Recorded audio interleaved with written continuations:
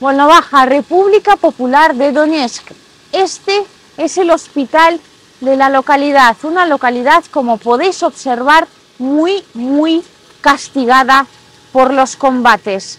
Aquí, ahora, vemos una imagen muy parecida a la que ya hemos observado en la ciudad de Mariupol, que espero que cada vez se haga más y más similar. Por un lado, el pasado, la destrucción que siempre trae consigo la guerra. Por otro, el futuro y la reconstrucción que la Federación de Rusia ya ha empezado aquí.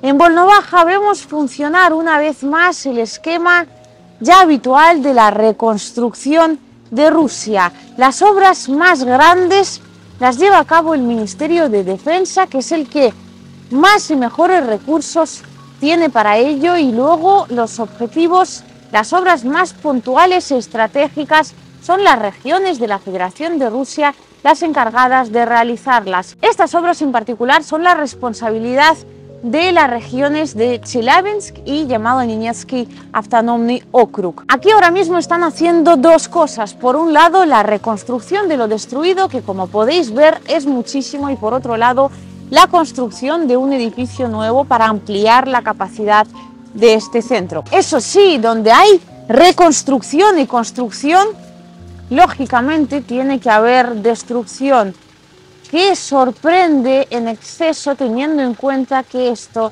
es un hospital que en principio no representa ni debería representar jamás un objetivo militar. Estoy aquí no solo para grabar el proceso de la llegada de esta etapa nueva a la vida de la ciudad de Volnovakha, sino también para preguntarles a ellos, a los sanitarios que trabajaron aquí mientras transcurrían los combates, qué fue lo que pasó para que este hospital terminara sufriendo tanta destrucción.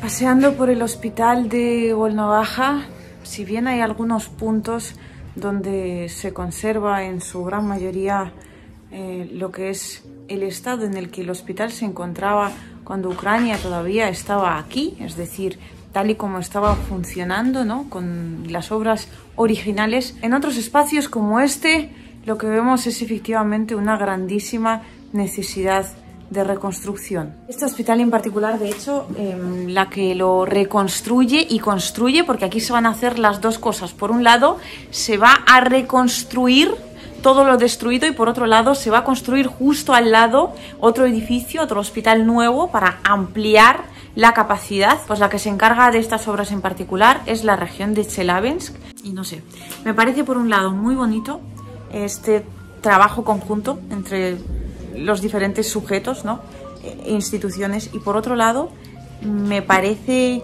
impresionante cómo se han podido organizar teniendo en cuenta el tiempo tan escaso que han tenido para ello y las condiciones que lógicamente no facilitan el tema de la organización.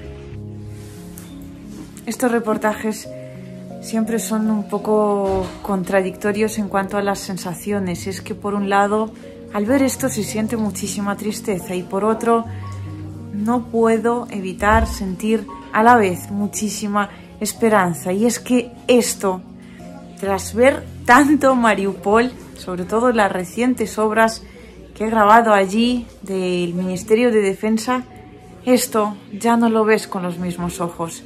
Y es que donde hoy hay ruina, se sabe que mañana habrá un hospital nuevo atendiendo pacientes en tiempos de paz. А вот это вход в наш роддом. Это роддом? Да, это вход. Здесь был навес. Девочки, здравствуйте. К нам приехал корреспондент из Испании. Из, так сказать, наших подвальных сидельцев здесь присутствует вот Ирина Викторовна, детская медсестра. Вы сидели, да? Вот 24 марта у нас началась здесь военная операция. Начали прилетать снаряды, начались обстрелы. Мы еще работали вот дальше. Вот это все крыло большое, это тоже родильное отделение. Мы даже сделали кесарево сечение 24-го. Но потом уже начались такие события, что ну, очень трудно было, потому что постоянные обстрелы, постоянные прилеты сюда во двор больницы. Но мы продолжали работать, принимали роды, делали инъекции, лечили людей. Потом пришла такая пора, что пришлось опускаться в подвал, потому что здесь уже было находиться невозможно. Повылетали окна, повылетали двери. Мы опустили наших родильниц, наших деток новорожденных в подвал. Там делали перевязки, принимали роды, кто поступал еще. Вот, ухаживали за детками. Делали все манипуляции, которые мы должны были делать. Мы за это время приняли 6 родов и сделали 1 кесарево сечение. 11 числа уже нас освободили, но попросили не выходить еще, потому что здесь было все заминировано, валялись эти кассеты, ой, чего тут только не было. А потом мы вышли и пошли. Моя жена была в километре отсюда, сидела в квартире, потому что она инвалид, не могла спуститься в подвал. Я был здесь. Ну, а когда был этот весь Армагеддон, мы пытались как-то донести до окружающего мира, что мы здесь, мы ж не мясо, нас нельзя бомбить, врачи будут оказывать помощь, ну, любому больному, независимо от его политических там, каких-то убеждений и так далее. Мы обращались, пытались обращение и письменное, и устное, и к нашим омбудсменам, к нашим всем, ну, видно, не могли или не дошло оно. Омбудсмены Украины? Депутат Верховной Рады Дмитрий Валерьевич Лубенец. Вот мы пытались к нему обратиться, чтобы он нам как-то помог. Сейчас он там председатель комитета. А что вы у него просили конкретно? Ну, чтобы не стреляли по нам. А по вам Украина стреляла? Ну, знаете, тут непонятно, кто тут стрелял. У нас тут стояли и танки в больнице, и пушки, чего тут только нет. Какие танки? Украинские? Ну да. То есть они использовали вашу больницу как? Ну, они стреляли отсюда. Мы просили их, уйдите, пожалуйста. Ну, это же больница. Ну, наши просьбы пропускались мимо ушей. То есть вы спустились фактически в подвал, потому что здесь были... потому боевые действия были сюда привлечены, скажем так. Конечно, здесь были прилеты такие, тут он и по крыше, и по окнам, и во двор вот сюда влетало сколько раз. Ну, если повылетали все окна и двери вместе с лодками и со всеми. Ну, мы работали, потому что нам нельзя было остановить работу. Роды не остановишь. Скажите, пожалуйста, вот когда зашли сюда уже, российская армия, какое было к вам отношение? К нам было нормальное отношение. Нас вывели из подвала, попросили только, чтобы мы не ходили сутки двое никуда. Ну, конечно, эта просьба как маловыполнима, потому что люди поняли, что нас освободили и побежали по своим домам, по своим квартирам. Хотя это было очень опасно. Тут еще 2 недели саперы разминировали, и грохало тоже так. Нет, к нам относились нормально. Я недавно снимала людей, которые из Харьковской области, многие. И там есть даже случаи, когда врачей за это наказывают. В разной степени тяжести, скажем так. Украинская армия. Здесь было что-то такое? Ну, то есть, то, что вы работали на Украине? Да, ну что вы, нет. Не было не то, что и намека никакого не было, что мы там работали и помогали. Хотя девчата наши чаем поили солдат украинских и там и борщом угощали, когда мы в подвале там пытались варить что-нибудь. Ну, нет, такого. Я знаю, мне тоже говорят, что там в Харькове, в Харьковской области действительно Украина заходит и начинает мстить людям, которые работали, сотрудничали с Россией. Ну, это пусть будет на их совесть. Скажите, какие вот сейчас планы по реконструкции? Здесь есть какая-то уже помощь со стороны Российской Федерации? Конечно, безусловно. Мы постоянно ощущаем эту помощь. Во-первых, нам постоянно помогают, привозят бэби-боксы. То То есть женщина родила, мы вручаем ей набор самого необходимого: одежды, медикаментов. На роды тоже такой есть набор. Поэтому, учитывая, что в Волновахе нет магазинов специализированных, как раньше было, там дочки, сыночки, мамин магазин, это очень большое подспорье. А женщины, безусловно, во время беременности, да и после родов боятся ездить в Донецк, потому что там обстрелы постоянные и прочее. Это очень большая помощь. И вообще вот ребята-строители работают у нас. Это тоже Россия?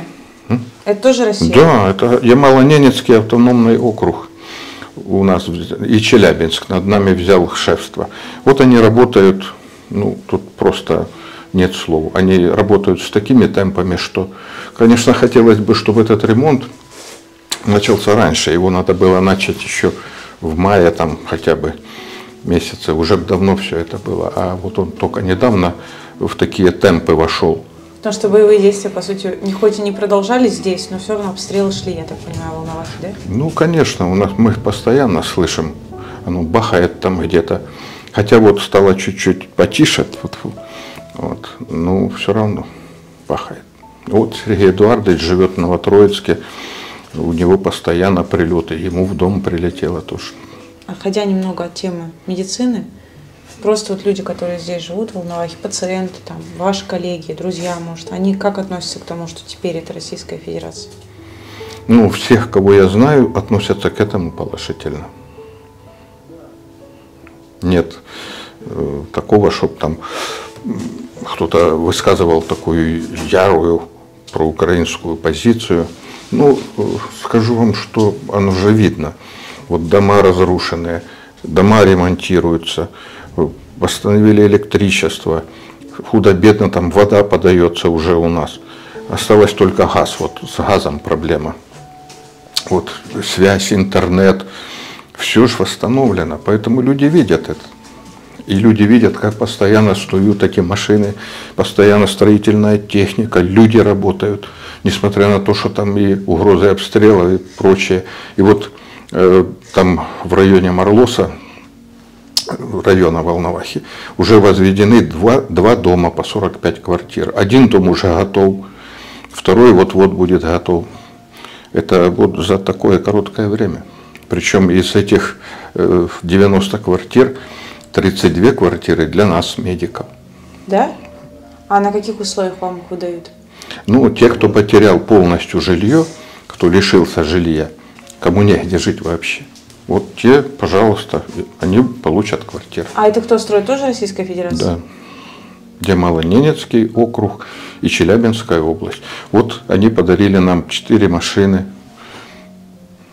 У нас сгорело 13 машин во время обстрела, попало в гараж и сгорели полностью 13 санитарных машин. Поэтому это тоже большое подспорье. Este quizás sea uno de los puntos de trabajo más complicados. Esta es la parte del hospital donde estuvieron atendiendo hasta que tuvieron que bajarse definitivamente al sótano donde estuvieron atendiendo a las mujeres que tuvieron que parir mientras la guerra estaba aquí. Hicieron milagros, 6 partos y una cesárea. Todos vivos, todos sanos, son héroes.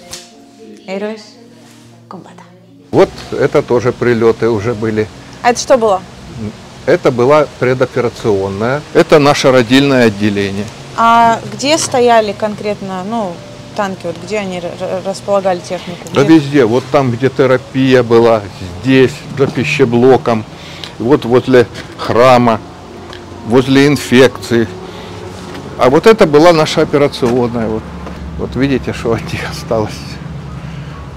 Осторожно, осторожно. Это уже убрали строительный мусор. Конечно. Вот. La maternidad del Hospital de Volnovakha. Ya veis lo que ha quedado de ella. Los médicos han tenido que adaptar una habitacioncita para poder atender los partos en el hospital ahora. La gran mayoría se derivan al hospital de Donetsk porque, si bien la reconstrucción ya ha empezado, tomará algún tiempo hasta que esto pueda volver a funcionar con normalidad. Aquí, cuentan los médicos, el ejército ucraniano ponía carros de combate enfrente de la iglesia, justo aquí enfrente del hospital. Ellos pidieron que no lo hicieran e incluso escribieron a los diputados de la Rada ucraniana. Desgraciadamente fue en vano. Y este hospital, como otros tantos, hoy sirve de ejemplo de lo que denunciaba en su momento Amnistía Internacional. El ejército de Ucrania tomaba infraestructuras civiles para utilizarlas como escudos y a los civiles que se encontraban dentro como escudos humanos, convirtiendo instalaciones de carácter... Ya veis, esto sigue... Los combates no están cerca, pero los bombardeos siguen su curso. El ejército de Ucrania aquí no descansa, convirtiendo en militares objetivos de carácter puramente civil. А это тоже был вход в роддом. Понятно. Теперь здесь это поликлиника. Здесь принимает окулист. Вот посмотрите, в каких условиях они принимают. Приятного аппетита. Это окулист. Здравствуйте. Ну, у них обеденный перерыв. Тут аппетита. тут даже ничего нельзя сказать, 12:06. Тут ничего не скажешь. Просто что... Приятного аппетита. Скажите, то есть это все переоборудовано было? Нет, это временно все. Ну да, все временно Да. поставлено, чтобы Да. можно было Да. оказывать медицинскую помощь. Да, потому что поликлиника полностью уничтожена, поэтому здесь пока поликлиника. И лаборатория, она отдельно у нас здание было, но так как он полностью уничтожена, поэтому у них, вот видите, в каких условиях они работают. Можете посмотреть. Условия очень тесные, но тем не менее работа идет. Sigo con la visita en el hospital de Volnovakha. Aquí hay varios puntos que destacar. En primer lugar, la enorme heroicidad del personal sanitario que se quedó trabajando aquí durante todos los combates. Y en segundo lugar, la altísima adaptabilidad del mismo, porque la gran parte del hospital está completamente destruida, de modo que han tenido que adaptar sitios para poder atender a todo tipo de pacientes. Esto antes era el edificio de la maternidad.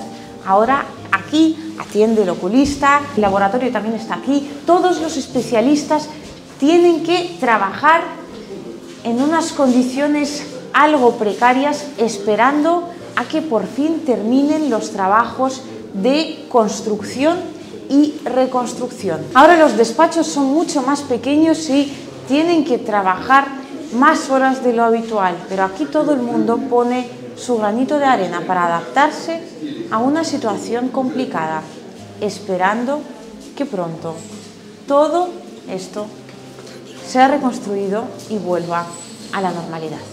Fijaos, aquí en Volnovakha vemos exactamente lo mismo que ya veíamos en Mariupol y espero que terminemos viendo el mismo resultado de reconstrucción también. Aquí están las consecuencias de los combates y aquí ya se empiezan a vislumbrar las consecuencias de las obras posteriores. Peculiaridades de estos tiempos tan inusuales, metáforas propias de la guerra. Lo que vemos aquí es el pasado, las consecuencias destructivas de los combates. Justo enfrente, el futuro y las consecuencias esperanzadoras de la reconstrucción. Ya me voy y nada, algunas enfermeras cuentan que esto son los tanques que directamente estaban disparando al hospital una vez que se retiraban. No paran, ¿eh? Es horrible. Y sabéis, ya ni siquiera es la pregunta de qué clase de persona hay que ser para hacer algo así, sino qué clase de periodistas hay que ser para ocultarlo.